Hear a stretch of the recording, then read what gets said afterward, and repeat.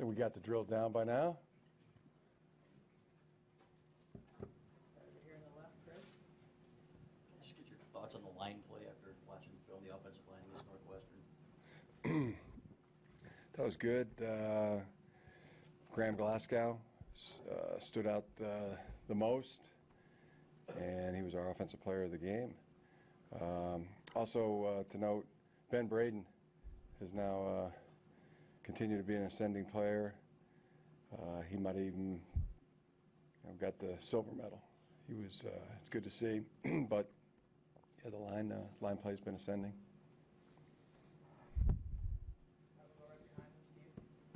Jim, if you could talk about Joe Carriage, and he's obviously your captain, what he brings you leadership-wise and what he brings you on the field as well. A++.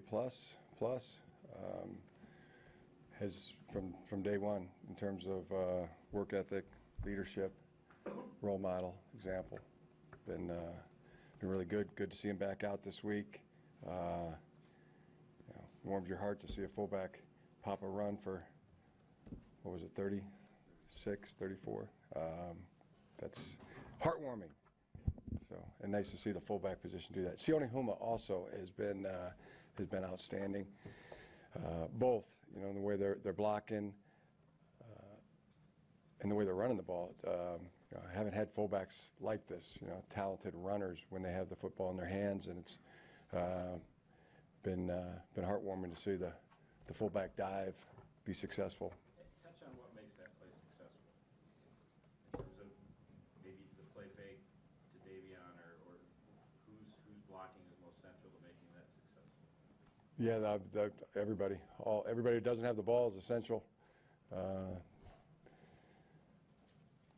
In terms of blocking and carrying out fakes, everybody becomes a blocker who's not carrying the ball.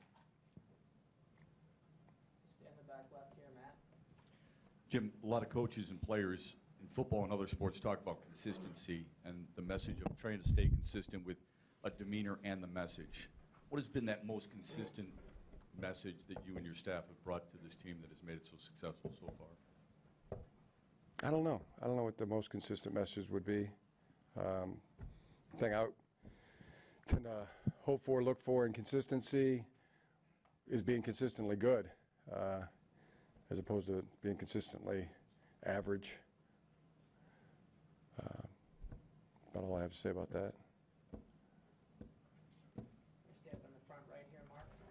Jim, you had said after Maryland that you thought Channing was just a one-week injury, stribbling, and Yeah. he didn't play the other day. Is this a longer-term situation with him? Yeah, it was longer than a 1 week. He was very, very close this past weekend. He could have played, but thought it was more prudent to not play him. Do you expect him to play this weekend? I do. Okay. Come up on the front row here on the left, Larry. Talk about the decision to take down the countdown clocks for Michigan State and Ohio State, and yet what this rivalry and your memories of it mean to you. That was a while ago. The first part of your question there. What does the rivalry mean? It's a trophy game. We really want to get the best grades. We want to win the most awards. Want to excel at sports. And this is a game that has a trophy associated to it. So it's an award. Want to win it. The clocks, the countdown clocks. Yeah, I addressed that. It says that was a while ago. Can you reiterate? I can't really recall How quick exactly. after you got here? I don't recall. It was a while ago. On the back right. Greg. Along those same lines, Jim, just how important is it when you're building the program to kind of establish yourself, first off, within the state as the team? Michigan State has kind of dominated this rivalry in recent years. Is it important to establish yourself as the team in this state? Well, really to address your question about the countdown clocks or your question, the winning the next game is the goal. That's the most important thing. There's nothing more important than that. Where you stand in this week. So 10 out of 10, you know. Over here on the left front, Bob. Jim, I imagine you know the numbers. Michigan State's won 6 of the last 7 meetings. Mhm. Are you in tune with how those games have gone and the physical nature that they seem to have controlled Michigan with? And is that something that is a focus this week for you guys? The past? The physical nature of how they've beaten Michigan in the past. Well, I mean, think about the Lion King. You know, Simba gets hit over the head, and he tells him, yeah, the past can hurt. You can either run from it or embrace it and learn from it. I think is exactly what he said. So those seem like very wise words. We'll go about that. Directly in front of you, Coach. John. Coach, you talked about you like the way this team works and prepares for each week. Is this a week where it's just all preparation like any other week, or is there just a little bit extra energy in the building because of a rivalry game?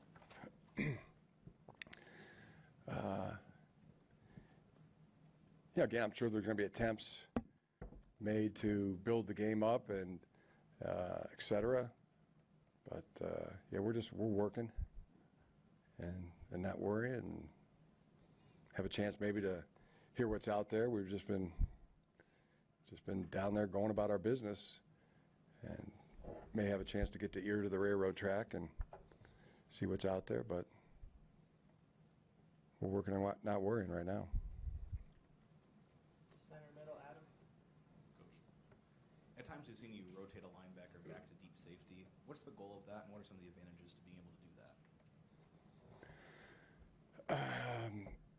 You know, the advantages are to present a cover 2 look that really is a cover 3 look. Show a 2-deep safety look with the middle of the field open, and then run a middle linebacker back to the middle, which really is a 3-deep zone.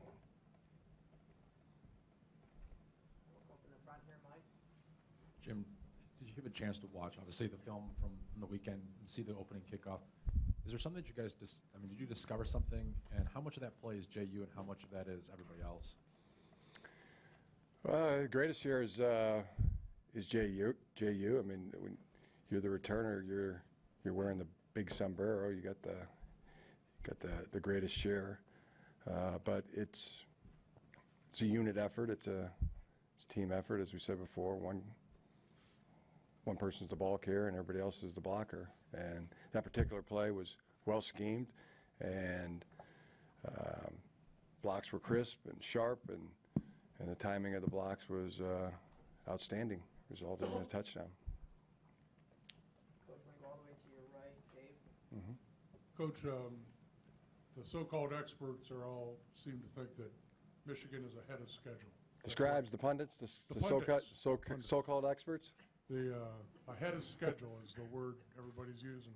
I'm just wondering if, since you took the job, if you ever, in your mind at least, thought about a schedule, and if you would agree you're ahead of it. No, I didn't think about it. Just remains today is the same thoughts were. See if we can't get better today than we were yesterday, and see if we can't be better tomorrow than we were today. On the front left here, Larry. So far, what you see on film, can you talk about Connor Cook and the options he has in the passing game? Yes. Outstanding quarterback. The record speaks for itself. 29-3. That says it all. And the most outstanding wide receivers that we have played against or may ever. I mean, this is an explosive, talented group of eligible receivers. Directly in front of you, Nick. Jim, do you have any relationship with Mark D'Antonio at all? Have you got any chance to talk with him since you've been here, or did you know much about him before you got here? Yeah, we've met, we've talked. Been very collegial, professional. Have the utmost respect for him and the job he's done. Hey, Jim. You don't seem to be biting on any of our attempts to make this game a little special. Is it special for you? Do you look forward to coaching in this, or is this really just the next game and the next challenge? Like I said, we've been just going about our business down there, Schembechler Hall, and I'm sure that there will be, a lot of attempts made to make it. But it's already big. I mean, it's already, the game is big enough. Fair, healthy, honest competition with a heck of a good opponent. So that's enough. In the front here, Chris? Jim, the thoughts on how Royce did stepping up and starting role for Mario? Really good, really good. I thought he played really loose, focused. Experienced ball player. He's been there before, and we've seen him many times in practice. Just he gives you everything he has, and which is a lot. He's a very talented player who brings a real good dimension to the defense. Always like his demeanor, real serious about being good and doing his job, and he does it very well. So we really had high expectations for him, and he delivered. In the back left here, Jeff? What stands out in your mind with the Michigan State defense? Well, this is a very good scheme. They know it extremely well. They play it. They execute it. In order for this defense to be really successful and good, they got to have great corner play, which they have again. They've repeatedly had that. It's a must.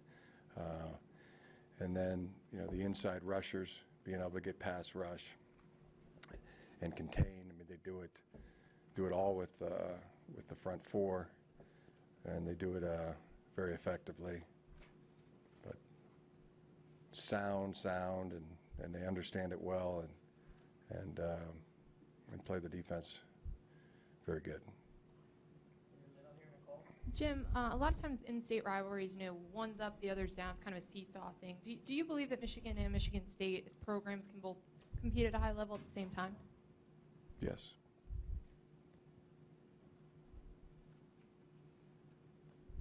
Over to the right here. Nick? Hey, Jim, you talked about the offensive line earlier. It seems like they're getting better as the game goes on. They've been really good in the fourth quarter the last couple weeks.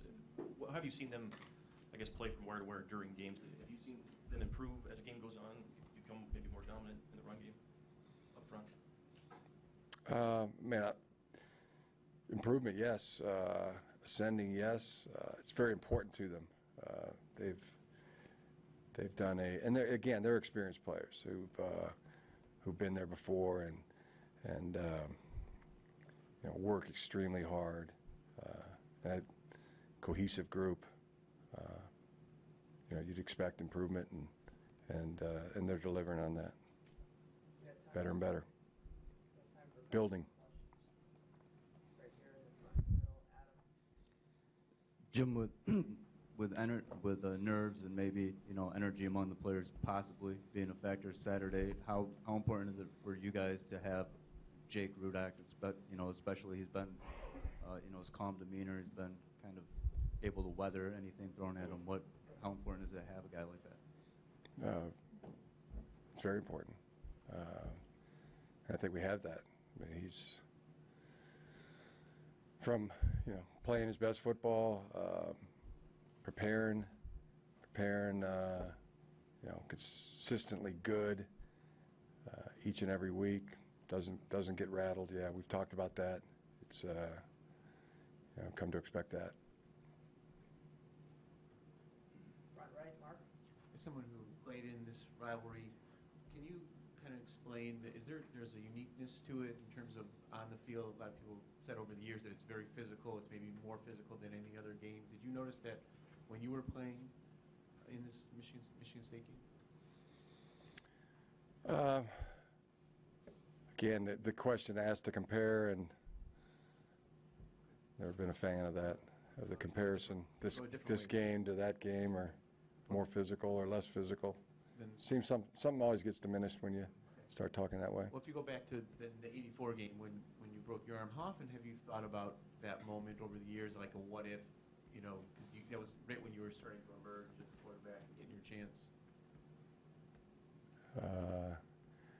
I'd refer back to my in the past comment. You know, it's in the past. It's sometimes it hurts. That hurt, but Just physically? you can run from it or you can learn from it. That was who said that? Fiki? Rafiki. Wise words. All right, last question over here on the left. Bob. Jim, in the offseason, you referred to Michigan State as, I think, the biggest guy in the block. I wonder now, midway through the season, if you still feel the same way? And there's no question. There's an outstanding football team. And be fair, healthy, honest competition. We're looking forward to a great week of preparation. We're going to have it. Big task this week, and our guys will be excited for it. All right, thanks, Coach. Thanks a lot.